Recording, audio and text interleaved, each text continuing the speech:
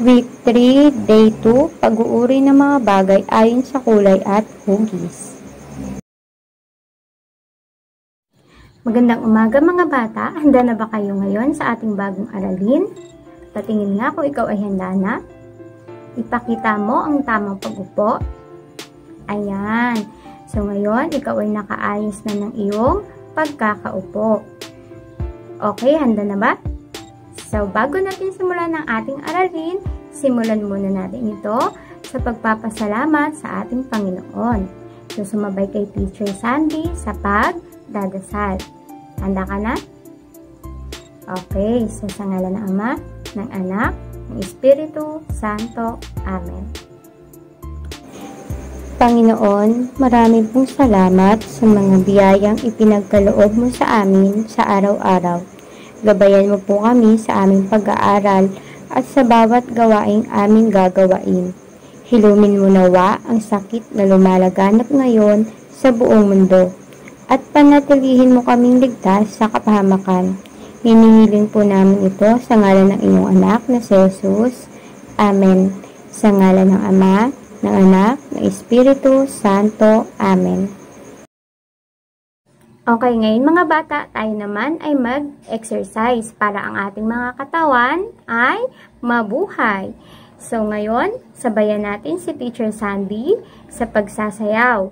At gusto ni Teacher na ikaw ay sumabay sa kanya. Handa ka na ba? Pero bago yan, syempre, tumayo ka muna ng maayos.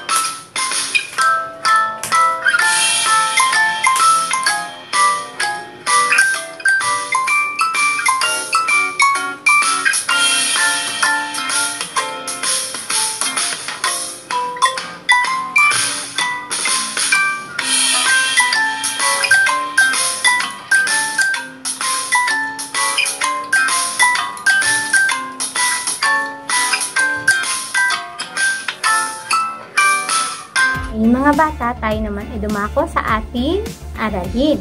So, umupo ka na ngayon na maayos at alam ko na ang iyong katawan ay nabuhay na. So, ang dugo sa mula sa ating paa hanggang sa ating ulo ay dumaloy na. At handa ka na para matuto sa ating bagong aralin. So, ngayon, umupo ka na ng maayos. Bata, nais ko munang subukan kung may alam na kayo sa kulay. So, ikakabit ang kulay sa tamang pangalan nito. Ituturo ni teacher ang pangalan at i-connect ninyo ito kung alin ang tamang kulay. So, handa ka na ba? Okay. Ang una ay asul. Nasaan ang kulay asul? Sumunod ay lila. Nasaan ang kulay lila? Sunod ay dilaw. Nasaan ang kulay dilaw? Pula naman ang sumunod. Nasaan ang kulay pula? Kayumanggi. At ang panghuli ay kulay itim. Nasaan ang kulay itim? Tingnan natin kung tama nga ang iyong mga sagot. Mahusay! Alam mo pala o meron ka ng idea sa bawat kulay na tatalakayin natin ngayon. So, hinihiling ko na ikaw ay makinig at sumagot kung kinakailangan sa mga katanungan ni teacher. Mga bagay ayon sa kulay. Mga bata, tingnan ninyo ang nasa larawan ni teacher. Maaari mo bang ibigay ang mga pangalan ng bawat larawan? Sige nga, sabihin mo nga sa akin. Okay. Ano itong itinuturo ni teacher? Sabihin mo nga kung ano ito. Tama. Ito ay kamatis. Ano naman ito? Lahat ng tao ay mayroon nito sa ating katawan. At ito rin ang ginagamit natin upang ipakita natin ang ating pagmamahal. Tama, mahusay talaga. Ito ay ang ating puso. Okay, ngayon naman, ano itong itinuturo ngayon ni teacher? Sabihin mo nga sa akin kung ano ito. Okay, ito ay t-shirt. Kwento ni Snow White, ang prutas na ito ay ipinakita. Ano kaya ito? Anong tawag dito? Sabihin mo nga kung ano ito. Okay, tama. Ito ay mansanas. Isa naman ito sa pangunahing kulay. Ano ba itong tinuturo ni teacher? Sabihin mo nga na malakas. Okay, ito ay kulay pula na Crayola.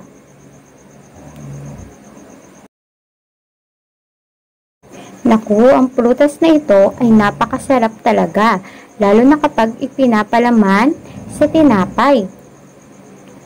Ano bang tawag dito? Sabihin mo nga sa akin.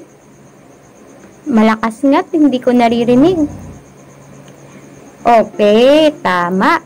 Ang prutas na tinuturo ni teacher ay strawberry. Ngayon, eto naman, ano ba ito? Minsan ginagamit ito ng mga kababaihan sa kanilang buhok. Ano kayang tawag dito? Maaaring bang sabihin? Tama, ang tawag dito ay laso. Ito ay pulang laso. Ngayon, maaari mo bang sabihin kung anong kulay nilang lahat? Ulitin mo nga. Okay, tama. Mahusay talaga. Ito ay mga kulay pula. Ngayon, tignan mo naman ang nasa larawan. Maaari mo bang sabihin sa akin ang kulay ng bawat larawan? Sabihin mo nga sa akin. Tama, napakahusay talaga.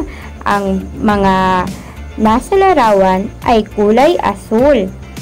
Ngayon naman ay isa-isahin natin ang bawat larawan na may kulay asul. Handa ka na ba? Okay. Ano nga tawag dito? Tama, ito ay sasakyan o kotse. Ito naman, anong tawag dito? Tama, ito ay palda. Ito naman, ano ang tawag dito? Tama, ito ay pangkulay na kulay asul. Ito naman ay ano? Tama, ito ay kulay asul na bisikleta. Ito naman ay ano? Tama, ito ay kahon na kulay asul. Ito ay sombrero na kulay asul. Ano naman tawag dito? Tama, ito ay sisiw. Anong kulay niya? Tama, kulay asul. Ito naman. Ito ay kulay asul na relo. Tama. Ngayon mga bata, ano naman ito? Anong tawag sa kanya? Tama, ito ay dolphin. Pero alam mo ba kung anong Tagalog ng dolphin? Okay, ang tawag sa kanya sa Tagalog ay lumba-lumba.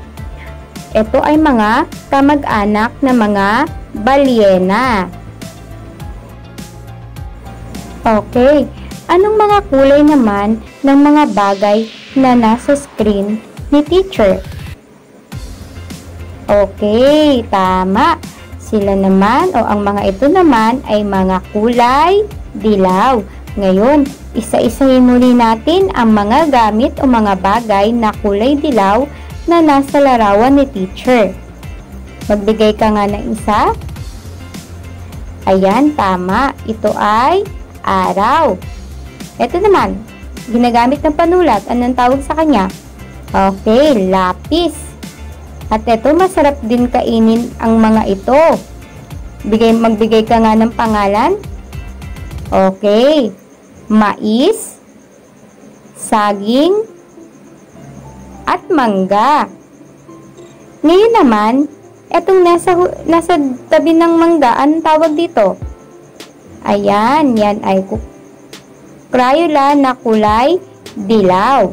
At ang huli ay ang sunflower. Tama.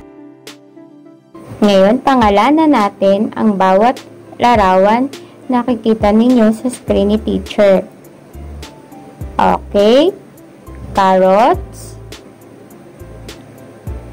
bola, papaya, kalabasa, pangkulay na kulay kahel o Crayola na kulay kahel, at orange. Ang mga ito ay kulay kahel. Ulitin nyo nga, kulay kahel. Ang Tagalog ng kulay orange ay kulay kahel. Tandaan nyo mga bata yan, ha? O, anong kulay kaya ito? Tama. Ang mga nasa larawan ay kulay green. Ano ang Tagalog ng kulay green o ng green? Sino makakapagbigay? Tama. Ang kulay green sa Tagalog ay berde. Pero maaari din natin itong tawagin na luntian, kakulay ng paligid. Ito ay kulay berde. Ngayon, muli nating isa-isahin ang mga bagay na kulay berde o kulay luntian. Ngayon mga bata, anong gulay ito? Tama, ito ay ampalaya, at alam nyo ba na ang ampalaya ay napaka-sustansya, kaya dapat yung mga bata na katulad ninyo ay kumakain ng ampalaya para tayo ay maging malusog. Ito naman, ito ay tumatalon, hayop na tumatalon. Anong tawag sa kanya? Palaka. Tama. Ito ay bayabas. Okay. Ito naman ay proteksyon natin kapag tag-ulan at tag-init. Anong tawag dito? Okay, payong. Tama. At ito ay napakaasim nito. Ginagamit ito na pansawsawan. Panghalo sa sawsawan. Anong tawag sa kanya? Okay, yan ay kalamansi. At ang huli ay dahon ng water lily. Mahusay. Okay. Anong kulay nga ang mga ito? Tama. Ang mga ito ay kulay luntian o kulay berde. Anong kulay naman kaya ng mga nasa larawan? Okay, mahusay. Tama. Ito ay mga kulay violet. Pero ano ang Tagalog ng violet? Alam nyo ba? Okay, alam nyo ba na ang Tagalog ng kulay violet ay lila? Sabihin mo nga, lila. Isa pa. Ayan, mahusay. Lila. Ngayon, alamin natin ang bawat nasa larawan. Okay, magbigay ka nga ng mga nakikita mo ngayon. Okay, ubas, tama. Pangkulay na kulay lila o kulay violet. Kulay lila na gown o bestida. Sibuyas, tama. Ano pa? Talong, mahusay at ang... Meron pa ba? Okay. Bulaklak na orchids.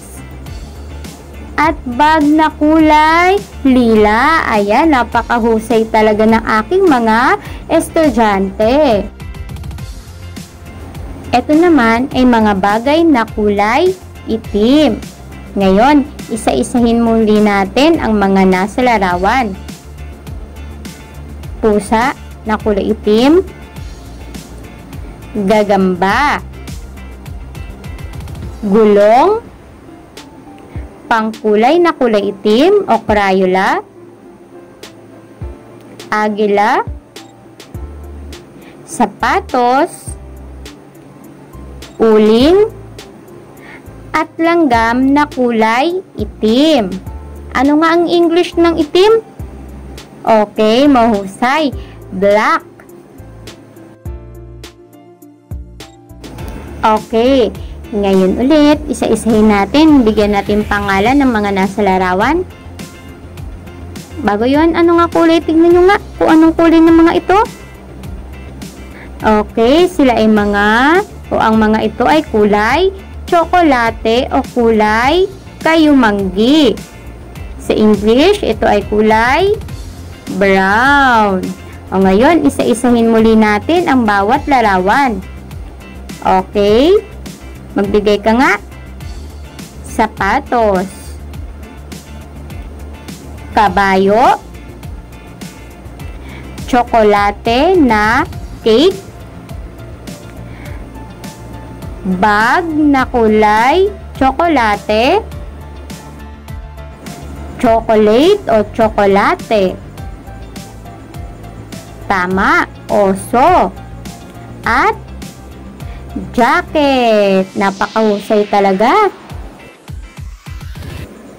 Okay, ito naman ay tingnan maigi yung mga nasa larawan na ipinapakita ko. Bawang. Ngipin. Gatas. Plato. Tupa. Ulap. At itlog.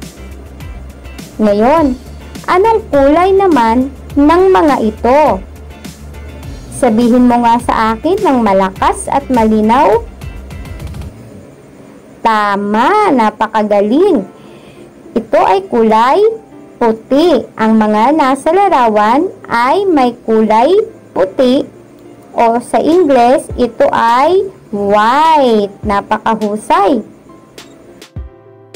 Ngayon mga bata, nais ko kayo muling subukin kung talagang naunawaan o naintindihan ninyo ang unang bahagi ng ating aralin para sa araw na ito. Maaari nyo bang kuhanin ang inyong mga pangkulay at kukulayan natin ang mga crayola na nasa inyong harapan. So, kuhanin ang 8 kulay.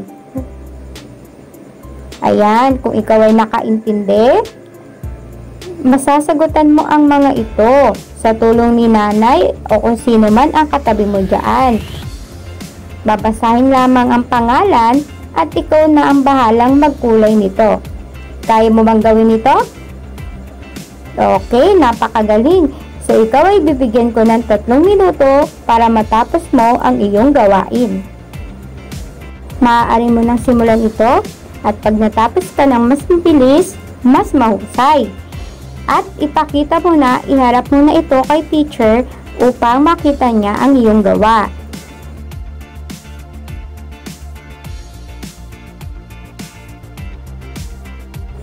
Kung hindi ba kayang-kaya mong gawin ito, basta ikaw ay nakikinig kay teacher at gumagawa ng maayos.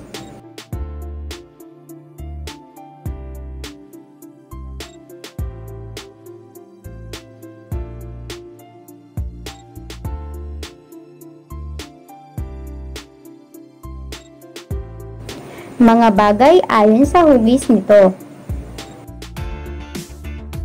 Kanina, ang una nating inaral o pinag-aralan ay ang mga kulay ng bawat larawan. Ngayon naman ay ang pagtukoy sa mga hugis nito. Tingnan nyo nga kung anong hugis ang mga nasa larawan. Sabihin mo nga sa akin. Okay. Hugis bilog. Tama. Ano ba ang hugis bilog? Sabihin mo nga sa akin. Okay. Ang hugis bilog ay walang sulok. Pangalanan mo nga ang mga nasa larawan na hugis bilog. Bola, gulong,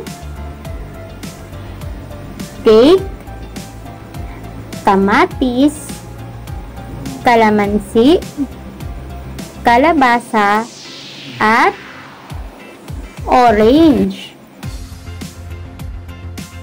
Ngayon, ano kaya ang susunod na hugis naman natin ngayon?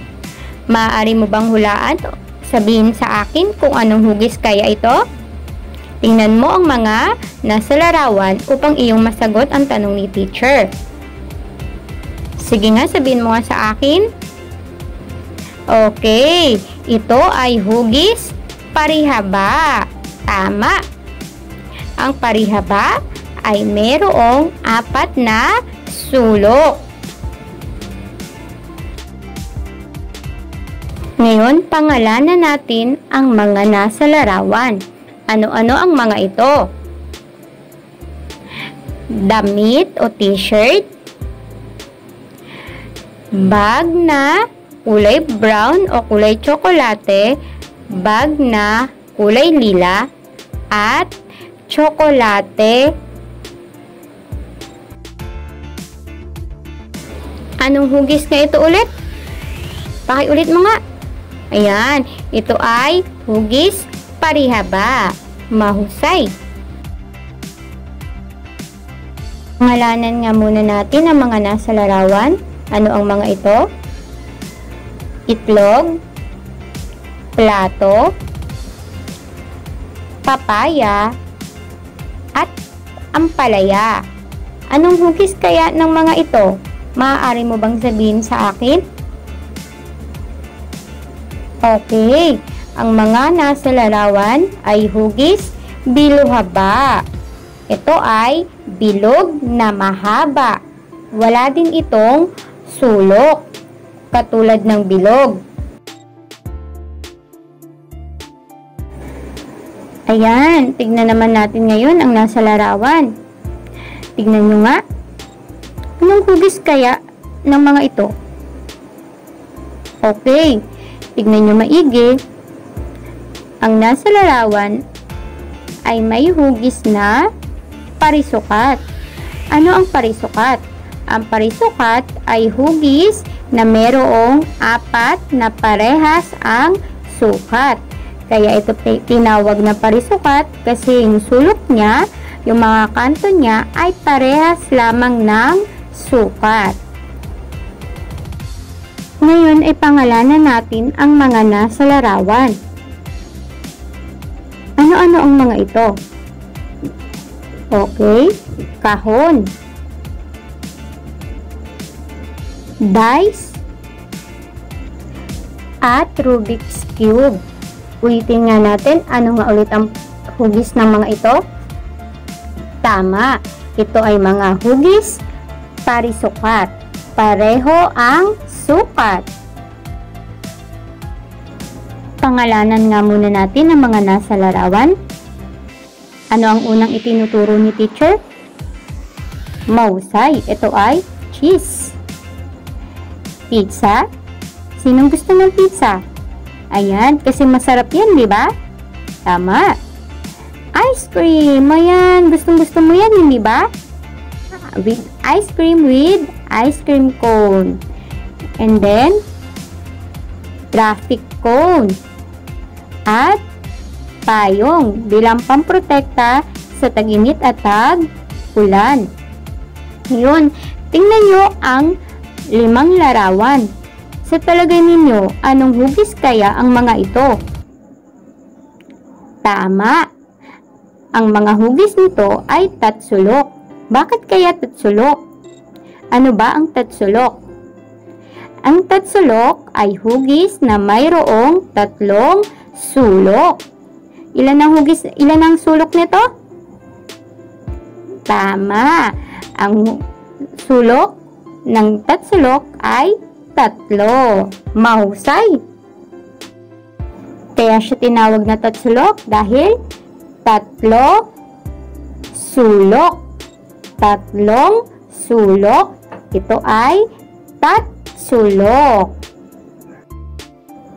Ito naman, alam na alam ninyo ito. Anong hugis nga ito? Sabihin mo nga na malakas. Ayan, napakahusay. Ito ay hugis puso o heart sa Ingles. Ngayon, pangalanan natin ang bawat larawan. Okay, sige nga. Ibigay mo nga ang pinakauna mong nakita. Ibigay mo ang pangalan. Okay, yan ay puso. Sunod ay ang strawberry. At ang dahon ng gabi. Ayan. Dahil ang gabi o dahon ng gabi ay may hugis na puso. Ano nga ulit ang hugis ng mga ito? Puso. Mahusay. Okay, ngayon mga bata, titignan ko kung inyong natandaan ang mga pinag-aralan natin. Isa-isahin nga muli natin ang mga hugis. Ano-anong mga ito? Tatsulok, bilog, parisukat, parihaba, puso, bilog haba. Pero, meron pang natitirang isang hugis na hindi binanggit ni teacher kanina. Anong hugis kaya ito? Lakasan mo nga. Tama. Ang hugis na bituin. Ngayon ay alam mo na ang iba't ibang uri ng mga hugis. Ngayon, ikaw ay aking muling susubukin. Meron tayong gagawin. Paano ang gagawin mo? Kulayan ang mga bilog ng asul, berde o luntian para sa parihaba, at kahil naman sa tatsulok. Alam kong ikaw ay nakinig, kaya kayang-kaya mo itong sagutin. Kailangan mo lang ng patnubay ni nanay o kung sino mang kasama mo dyan sa iyong bahay. So, inaasahan ko na gagawin mo na maayos. Bibigyan kita ng 3 minuto para magawa ang ating gawain.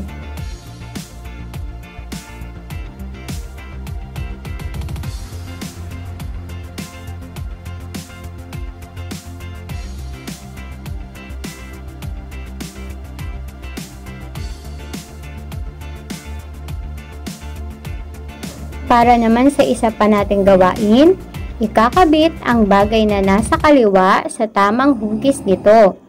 Tignan mo ang mga nasa larawan na nasa kaliwang bahagi. Alin dyan ang tamang hugis nila? Ikabit mo ito sa tamang hugis. Kayang-kaya mo itong gawin dahil ikaw ay nakinig kay teacher. So muli ay bibigyan kita ng 3 minuto para matapos mo ang ating gawain.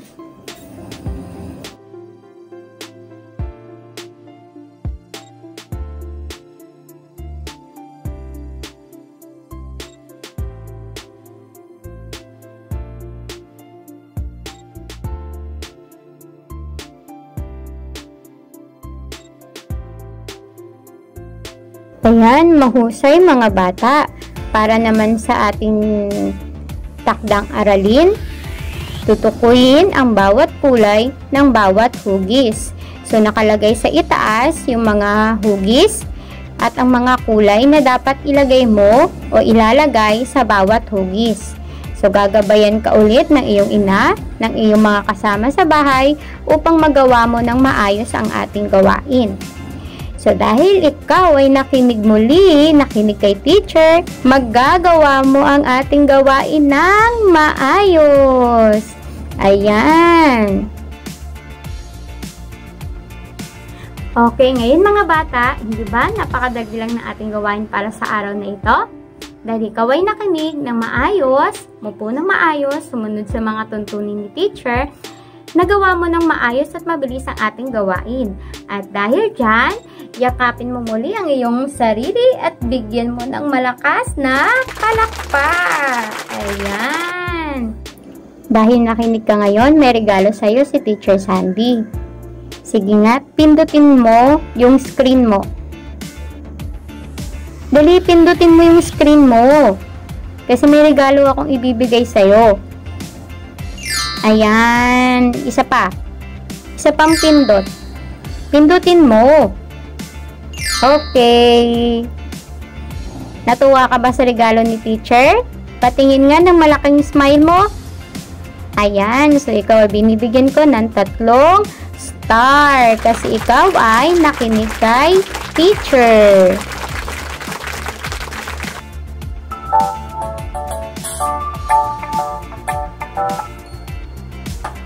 Handa-handa tayo uuwi na, bukas na muli tayo magkikita. Paalam na sa'yo, paalam na sa'yo, paalam na sa'yo, paalam na sa'yo. Paalam na mga bata.